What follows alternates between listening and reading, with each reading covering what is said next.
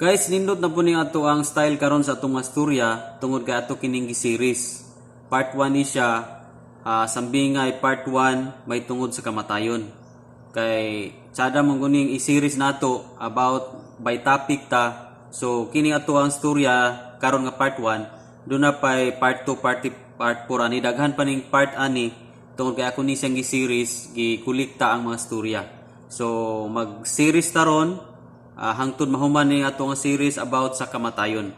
So kini daghan kini mga illustration mga storya about sa kamatayon. Unya pwede nato siyang magamit para kung imbitaron ta pagwali sa patay. So ang ato ang sermon ato siyang mabulak-bulakan og mga illustration o parables para mas masabtan sa mga tao. So kani atong part 1 karon may tungod kini sa usa ka bana para masabtan nimo ni inani ang ato ang istorya. May tungod kini sa usa ka bana nga nag-andam daan og lungon. Now, usa ka adlaw ni ana kining usa ka bana pobre nga panday, naghuna-una sa siyang kaugalingon nga mas mayo nga mangandam siya og lungon mitras buhi pa siya tungod kay dili man siya makaapil og mga St. Peter o uban pa mga linding nga adunay mga libreng lungon human mamatay ang tao. So nagpanday siya karon pagkahuman naghimo sa lungon, ang problema kay dito na siya matulog sa lungon. Kay matud pa niya, mag-practice siya og kamatay. Karon, kay ang iyang asawa, sila ramang duha man sila'y anak, nagka-problema ang iyang asawa. Kay wala naman po'y dulog iyang asawa dito sa kwarto. Kay dili naman po mo dulog ang bana, kay dito lagi siya matulog aning lungon nga iyang gigama. So kining asawa ning likramo, niya siya nga dong, dili na pwede nga imo kong biyan dito sa kwarto. Ako na po'y allowed nini, ako po'y mahadlok ba kay ako lang po lamang usa dito, anak ko idulog dito. Unya ikaw na anak ka ng lungon. So nintubag nimbana nga nagandam og lungon nga day ayaw ra kabalaka. Ako ra ning gihimo kay aron nga inig kamatay nako, inig kawala ka nako. Andam na ka, dili na ka masakitan tungod kay naanad na ka nga dili ta kauban og katulog. Unya ako ning gi-practice aron nga dili na ka masakitan gyud unya. So moto usa ka adlaw niya na kining bana nagdaro. Unya pag abot og mudto ipauli kay init man gipalunang niya ning kalabaw. Unya mubalik siya pag alas 2 kay mudaro na pod. Samtang naghulat siya ng oras nga alas 2 ang iyang gihimo mipahuway usa siya. Usa dito na pod siya misulod na pod siya sa lungon nga iyang gigaba. Dito na pod siya natulog anang udtong tutok. Karon dunay namaligya og floor wax nga nakaabot atong balaya. Unya na ngayong maayo kay nang libod lagi og floor wax. Nang maayo, mupalit ba mo og floor wax dong? Te. Karon nakamata ning natulog dito sa lungon. Unya ni bakon. Karon kay pagbakon mga kaisunan.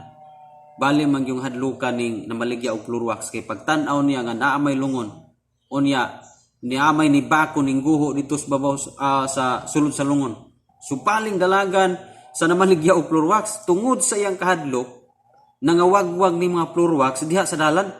Ugwa na gyud baliki balig yung nilalagan tungod sa iyang kahadlok nga aduna day patay nga ni bakon diha sa lungon. Unya kining ni bakon sa lungon mitawag sa Brad ang imong mga floor wax nangawagwag. Unya ayaw dalagad Brad. Kining namaligyag floor wax wa gyud papugong palig yung dinalagan, palig yung hadluka. Yan iyon siya nga bahala na floor wax na diha, bahala na nga floor wax. Bahala ka diyan pataya ka na imuha na. Paling dalagan sa tungod sa iyang kahadlok. So guys, dinala ta kutob sa tong istorya karon. Part 1 illustration ni siya. Okay? So ang lesson nga tumakuha nini, adunay mga tao karong panahona nga ready na kayo ang ilahang kanang sudlanan sa ilang physical nga lawas kanang gitawag og lungon. Kay karong mga panahon na daghan na kayo mga linding, mga daghan na kayo ni apil og mga St. Peter, no kanang mga kuan ba, mga life plan nga inig kamatay nato, do na nay mga libreng lungon o napagyo kwarta. So daghan nga mga katigulangan karon, kasagar mga katigulangan nga nangapil tungod kay para nila dili na magantos ang nabilin tungod kay aduna na sila'y andamdaan nga lungon o mamatay sila, aduna po'y kwarta. So daghang nangapil sa mga lending. So dili man na sayop nga mga pilta, mag-andam ta, mag-insure ta daan, doon na insurance nga mutaliwan ka na buhiya, doon na libreng lungon o kwarta.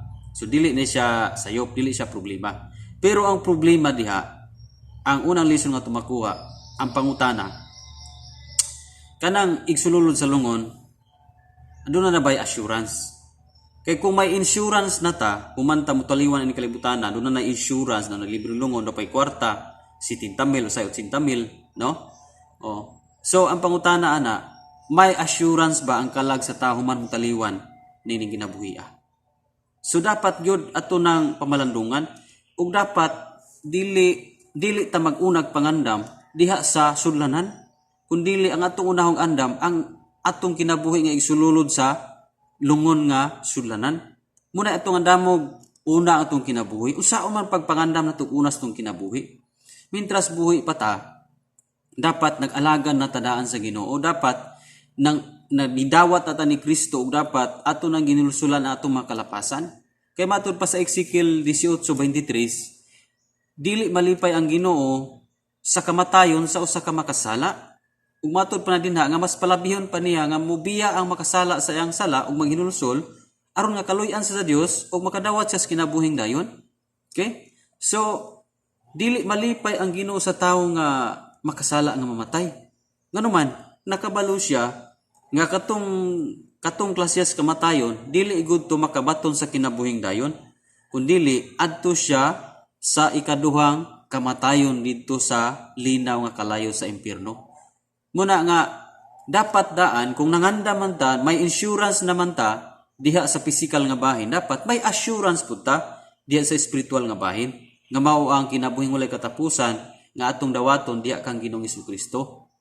Ang kinabuhing walay katapusan anaa kang Ginoong Hesukristo. Unya madawat nato na siya sa moment nga atong dawaton siya sa sulod sa atong kasing-kasing. Kanang giyon sa Juan 1:12 nga katong midawat umisalig kaniya gihatagan niya katungod nga mahimong mga anak sa Dios, di ba? Unya sa Juan 6:47 nagayon diha nga katong nagtuo sa anak sa Dios aduna nay kinabuhing walay katapusan. Okay? So, mintras buhi pa ta, pwede tang makabaton sa kinabuhing walay katapusan nga assurance nato nga kung mamatay ta, ining kinabuhi ani nilawasa, maka adto tas ginarian sa langit kay nakadawat tas kinabuhing walay katapusan. Ang kinabuhing walay katapusan, madawat nato na siya sa buhi pa ta. Dili na siya madawat nato ang kinabuhing walay katapusan kung patay na ta. Munang mintras buhi pa, dawato nato ang kinabuhing walay katapusan nga anaa kang Ginoong Hesukristo. Nganuman, kinahanglan tang mintras buhi pa ta, aduna natay pagpangalagad. Kay kung mamatay ta, unya nag-alagad ta sa Ginoo, matud pa sa Revelation 14 o gipadayag 14:13 nga siwa nakadungog og tingog gikan sa langit nga miingon, isulat kini sukad karon bulahan kadtong mamatay nga nag-alagad sa Ginoo. Og matuod kana nitubag ang espiritu, matuod gayud kana, makapahulay na gyud sila og ang bunga sa ilang pagpangalagad mag-uban magkuyog diha kanila. So guys, gisigutan din na nga bulahan gyud tong mamatay nga nangalagad sa Ginoo. Nganuman, mo nay tinuod nga rest in peace. Diha sa minteryo daghan kayong gibutang nga rest in peace, pero puros mga gibutangan, pero ang pangutana diha ang namatay siguro ba gyud nga naay rest in peace. Kaya ang tinuod nga naay rest in peace katuramang naay Kristo.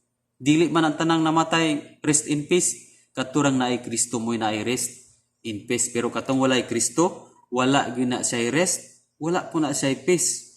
Munang mintras buhi pa ta, dapat andam ta. Okay? So may assurance ta diha sa Ginoong Hesukristo kanang gitawag og kinabuhing walay katapusan. So guys, dinila ta kutob sa mong istorya.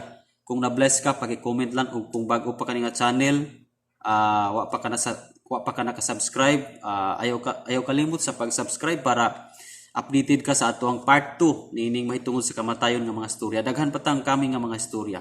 Okay guys, so pwede po kang mo tanaw ni nga video, paki-click lang direkta, daghan po kang makatunan guys. God bless and glory to God.